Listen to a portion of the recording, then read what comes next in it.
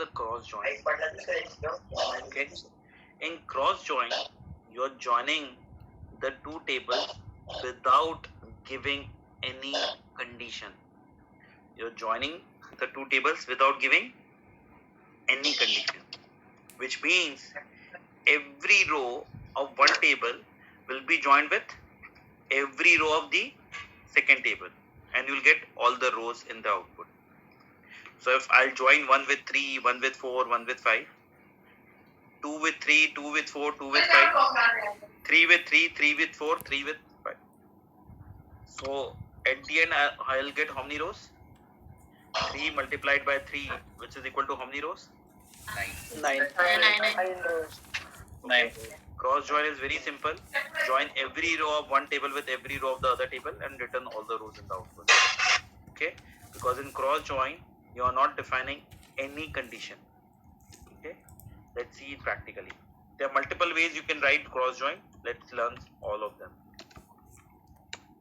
A very simple syntax of cross join could be what? Select star from T1, comma T2. What is the meaning of star? All records. All columns from if you have one table. All columns. Row. Rows and columns. All columns. All rows. Columns. All columns.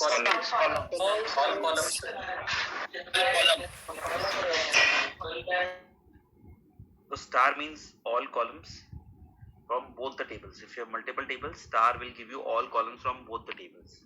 Okay, very simple syntax of doing cross join. Okay, see, I'm getting C1 C2 of T1 and C1 C3 of T2, and I'm getting 9 rows. 1A with 3x, 2B with 3x, 3C with 3x, same way 1A with 4y. Very simple example of cross join. You're getting every row of one table mapped to every row of the second table. The other way of writing cross join is using the ANSI standard. This is old syntax and this is ANSI syntax. There are two ways you can do it. Just remember that this is an ANSI standard syntax. For ANSI standard syntax, you just write the word cross join. What do you write? Cross join. Gives you the same output. If you don't want to get all the columns, you can write which columns you want.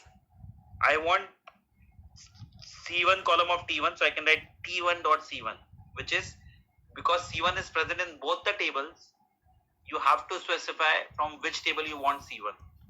C2 is present only in one table, so I can write C1, C2 and C3. So this will give me only 3 columns.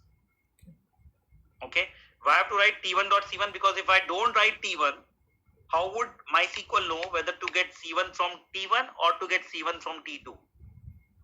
Would you know whether to get C1 from T1 or T2? No. So MySQL will not know, and that's why you get ambiguous column error. What are you getting? Ambiguous column error. Okay? Yeah. Try this out. This is your first join, which is cross join. Try it out. So we can use both the syntax.